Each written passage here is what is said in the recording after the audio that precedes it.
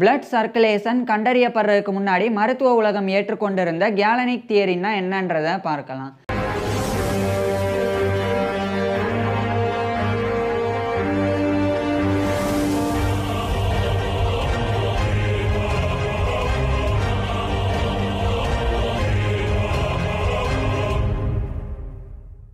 நூற்றி 29ஆம் ஆண்டிலிருந்து 216ஆம் ஆண்டு வரைக்கும் வாழ்ந்த கேலன்ற ஒரு ரோமன் கிரீக் பிசிசியன் மனித உடல் உறுப்புகளினுடைய கட்டமைப்புகள் பற்றியும் செயல்பாடுகள் பற்றியும் புரிஞ்சுக்கணும்னு முடிவு செஞ்சாங்க.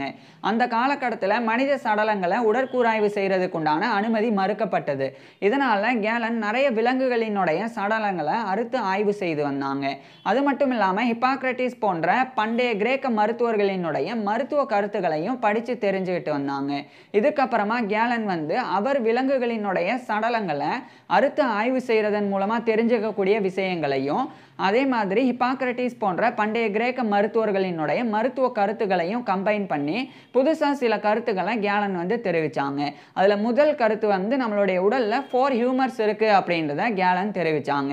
அது blood, phlegm, yellow bile, black bile, அதாவது ரத்தம், கபம், மஞ்சள் பித்தம், அதே மாதிரி கருப்பு பித்தம், இது மாதிரி 4 ஹியூமர்ஸ் நம்மளுடைய உடல்ல இருக்கு அப்படின்றத கேலன் தெரிவிச்சாங்க.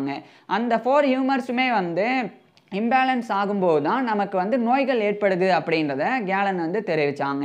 உதாரணமாக இப்போ நம்மளுடைய உடல்ல எல்லோ பைல் அதிகரிக்கும் போது அல்லது எல்லோ பைல் குறையும் போது நம்மளுக்கு அந்த இன்பேலன்ஸ் ஆயிரும். இந்த நாலுமே ஒரே அளவில் இருக்கணும், சமநிலையில் இருக்கணும். இந்த நாலுமே சமநிலையில் இல்லை அப்படின்னா அப்போ நோய் ஏற்படும் அப்படின்றத கேலன் தெரிவித்தாங்க.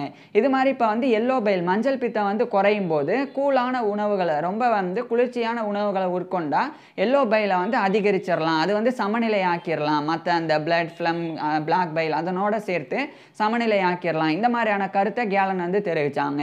அதே மாதிரி மற்ற 3 இந்த phlegm, yellow bile, black bile இதெல்லாம் சமநிலையில இருந்து பிளட் அதிகரிக்கும் போது அப்பவும் நோய்கள் ஏற்படுது. ஸோ பிளட்டை வெளியேற்றணும், அதுக்காக சில விஷயங்கள் பண்ணலாம். உதாரணத்துக்கு பிளட் லெட்டிங் அப்படின்னு இருக்கு. அதனால உடல்ல வேணும்னே கீறலை ஏற்படுத்தி பிளட்டை வெளியேற்றுவாங்க அல்லது கஃபிங் பண்ணுவாங்க. இது மாதிரியான விஷயங்கள் இருக்கு. அதே மாதிரி மற்ற விஷயங்கள் சமநிலை இழக்கும் போது அந்த ஃப்ளம், அதுக்கப்புறம் பிளாக் பைல் இது போன்றவைகள்லாம் சமநிலை இழக்கும் போது பர்ஜிங் பண்ணுவாங்க. அதாவது அதிகப்படியாக வாந்தி, அதுக்கப்புறம் வயிற்றுப்போக்கு, அதே மாதிரி வேர்வை இதெல்லாம் வாண்டடாக வர வைப்பாங்க. அது சில மருந்துகள் அல்லது சப்ஸ்டன்ஸை பயன்படுத்தி இந்த மாதிரி வாந்தி எடுக்க வைக்கிறது, வயிற்றுப்போக்கை ஏற்படுத்துறது, வேர்வை சுரக்க வைக்கிறது, இது மாதிரி பண்றதன் மூலமா அந்த 4 ஹியூமர்ஸையும் சமநிலைப்படுத்தலாம். அந்த கருத்தை கேலன் முன்மொழிஞ்சாங்க. அதுக்கப்புறம் கேலன் முன்மொழிஞ்ச இன்னொரு முக்கியமான கருத்து தான் நம்ம உண்ணக்கூடிய உணவை பயன்படுத்தி லிவர், கல்லீரலானது ரத்தத்தை உற்பத்தி செய்து அப்படின்றத தெரிவிச்சாங்க. அதாவது நம்ம சாப்பிடக்கூடிய உணவு அது டைஜஸ்ட் ஆனதுக்கப்புறம் அதை பயன்படுத்தி நம்மளுடைய கல்லீரல் ரத்தத்தை உற்பத்தி செஞ்சு கண்டினியூஸாக வெளியிடுது அப்படின்றத கேலன் தெரிவித்தாங்க. அது மட்டும் இல்லாமல் அந்த ரத்தத்தை நம்மளுடைய உடல் நோரிஸ்மெண்ட்டுக்காகவும் அதே மாதிரி க்ரோத்துக்காகவும் கன்சியூம் பண்ணது அப்படின்றதையும் தெரிவித்தாங்க. அதாவது கல்லீரல் வெளியிடக்கூடிய ரத்தம், அந்த உற்பத்தி செஞ்சு வெளியிடக்கூடிய ரத்தத்தை நம்மளுடைய உடல் உட்கொள்ளுது அப்படின்றத கேலன் தெரிவித்தாங்க. அது மட்டும் இல்லாமல் இதயத்தினுடைய பணிகளையும் கேலன் தெரிவித்தாங்க. அதாவது இதயமானது அந்த ரத்தத்தை இப்போ ரத்தம் இருக்குது அப்படின்னா அது இதயத்தினுடைய வலது பக்கத்திலிருந்து போய் அது நேராக நுரையீரலுக்கு போகுது. அதுக்கப்புறம் வைட்டல் ஸ்பிரிட்ஸ் அது நியூமா அதை எடுத்துக்கிட்டு அதுக்கப்புறம் இதயத்தினுடைய இடது பக்கத்திலிருந்து வைட்டல் ஸ்பிரிட்ஸ் ஆனது வெளியிடப்படுது. இந்த மாதிரியான கருத்துக்களை கேலன் தெரிவித்தாங்க. ஸோ இதை கேலன் தெரிவித்தது தான் அந்த கேலன் இந்த கோட்பாடை தெரிவித்தனால அந்த கோட்பாட்டிற்கு பேர் கேலனிக் தியரி அப்படின்னு பேரிடப்பட்டது. ஸோ அந்த கேலனிக் கோட்பாடு அடுத்து அந்த காலகட்டத்தில் ஏற்றுக்கொள்ளப்பட்டது. ஏன்னா அப்போல்லாம் பெரிய மருத்துவ வளர்ச்சியெல்லாம் இல்லை. அந்த காலகட்டத்தில் அந்தளவுக்கு உடற்கூராய்வு செஞ்செல்லாம் நிறைய ஆராய்ச்சிலாம் பண்ண மாட்டாங்க. ஸோ அப்படி இருக்கும்போது கேலன் தான் அந்த ஆராய்ச்சிலாம் பண்ணாங்க. அதே மாதிரி பண்டைய கிரேக்க மருத்துவர்களினுடைய மருத்துவ கருத்துக்களையும் இவர் பயன்படுத்தினாங்க. ஸோ அதை மொத்தமாக வச்சு தான் கேலன் வந்து இந்த கோட்பாடை வந்து வெளியிட்டாங்க. இதனாலேயே இந்த கேலனிக் தியரி வந்து முழுமையாக வந்து அந்த காலகட்டத்தில் வந்து ஏற்றுக்கொள்ளப்பட்டது. இது இவர் வந்து வெளியிட்டது வந்து 2ஆம் நூற்றாண்டில் செகண்ட் செஞ்சுரியில் கேலன் வந்து இதை வந்து தெரிவித்தாங்க. அதுக்கப்புறம் 17ஆம் நூற்றாண்டு வரைக்கும் 17th செஞ்சுரி, அதாவது 1300 ஆண்டுகளுக்கும் மேலே கேலன் தெரிவித்த அந்த ஒரு கேலனிக் தியரி தான் வந்து ஏற்றுக்கொள்ளப்பட்டு வந்திருந்தது. இந்த நிலையில தான் 1578ஆம் ஆண்டிலிருந்து 1657ஆம் ஆண்டு வரைக்கும் இந்த இடைப்பட்ட 79 ஆண்டுகள் வாழ்ந்த வில்லியம் ஹார்வி அப்படின்ற ஒரு இங்கிலீஷ் பிசிசியன், அவர் வந்து இந்த கேலனிக் தியரியை வந்து முழுமையாக ஏற்றுக்காம வில்லியம் ஹார்வி சில பரிசோதனைகள் மூலமாக சில விஷயங்களை கண்டறிஞ்சாங்க. அதாவது லிவர், கல்லீரலானது ரத்தத்தை உற்பத்தி செய்கிறது கிடையாது அப்படின்னு ஒரு மேத்தமெட்டிக்கல் மெத்தடை பயன்படுத்தி வில்லியம் ஹார்வி வந்து கண்டறிஞ்சு சொன்னாங்க.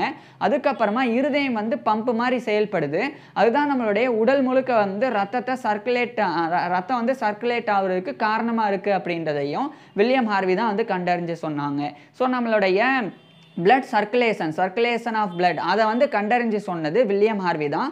அவர் அதை வந்து 1628ஆம் ஆண்டு anatomical exercise on the motion of the heart and blood in animals அப்படின்னு சொல்லி ரொம்ப ஒரு ஃபேமஸான ஒரு ரிசர்ச் ஒர்க்கை வெளியிட்டாங்க. அதை வந்து லட்டின் லாங்குவேஜில் வெளியிட்டாங்க, நான் வந்து அதை இங்கிலீஷில் சொல்கிறேன்.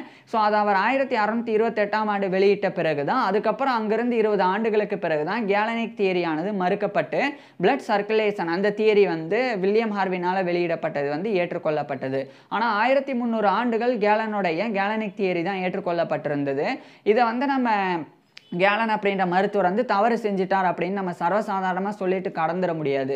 ஏன்னா கேலன் வந்து 2ஆம் நூற்றாண்டில், அதாவது 129 பிறந்து 216 வரைக்கும் வாழ்ந்தவர். ஸோ அந்த காலகட்டத்தில் இருந்த மருத்துவ வளர்ச்சியப்படி கேலன் வந்து சில விஷயங்களை கண்டறிஞ்சிருந்தாங்க. அதே மாதிரி அவர் வந்து மனித சடலங்களை உடற்கூறாய்வு செய்யலை, மற்ற விலங்குகளினுடைய சடலங்களை தான் உடற்கூறாய்வு செஞ்சாங்க. ஸோ அதன் மூலமாக கேலனுக்கு என்ன தெரிஞ்சதோ அதுதான் அவர் வந்து தெரிவித்தாங்க. ஸோ இது வந்து முழுமையாக உலகம் ஃபுல்லாக ஏற்றுக்கிட்டாங்களான்னா கிடையாது. வெஸ்டர்ன் வேர்ல்டு வந்து ஏற்றுக்கொண்டது. குறிப்பாக வந்து இஸ்லாமிக் கண்ட்ரீஸும் யூரோப்பியன்ஸும் வந்து அதை வந்து அந்த காலகட்டத்தில் முழுமையாக வந்து ஏற்றுக்கொண்டிருந்தாங்க. அதுக்கப்புறம் 1628க்கு பிறகு தான் இது வந்து அப்படியே வந்து மாறுபாடு அடைஞ்சது. ஸோ கேலனிக் தியரின்னா என்னன்றதை பார்த்தோம், அதுக்கப்புறம் என்ன நடந்தது அப்படின்றதையும் பார்த்துருக்கோம். இப்போ என்ன முக்கியமான விஷயம்னா, வில்லியம் ஹார்வி இந்த கேலனிக் தியரியை சர்வசாதாரணமாக வந்து அதை வந்து முறியடிச்சிடல. அதுக்கு முன்னாடி வில்லியம் ஹார்வி இந்த பிளட் சர்க்குலேஷன் எப்படி நடக்குது, ஹார்ட்டோடைய பணி என்ன, அதெல்லாம் வந்து ரொம்ப ஒரு விரிவாக வந்து ஆய்வு செஞ்சு அதை சொன்னாங்க. அதே மாதிரி ஒரு மேத்தமெட்டிக்கல் மெத்தடை பயன்படுத்தி லிவர் வந்து ரத்தத்தை வந்து உற்பத்தி செய்யலை அப்படின்றதையும் சொன்னாங்க. இதெல்லாம் என்ன அப்படின்றத ஃபுல் டீட்டெயிலாக நான் ஏற்கனவே பேசியிருக்கிறேன். அந்த ஒரு பதிவை பார்க்குறதுக்கு கீழே டிஸ்கிரிப்ஷனில் லிங்க் கொடுத்துருக்குறேன், இல்லைனா டிஸ்பிளேவை டச் பண்ணுங்கள், நேராக வில்லியம் ஹார்வி எப்படி பிளட் சர்க்குலேஷனை டிஸ்கவர் பண்ணார் அப்படின்ற அந்த வீடியோக்கே போயிடலாம். மற்றபடி இந்த வீடியோ பற்றி உங்களுடைய கருத்துக்களை வந்து கீழே கமெண்ட்ஸில் தெரிவிங்க. தேங்க்யூ.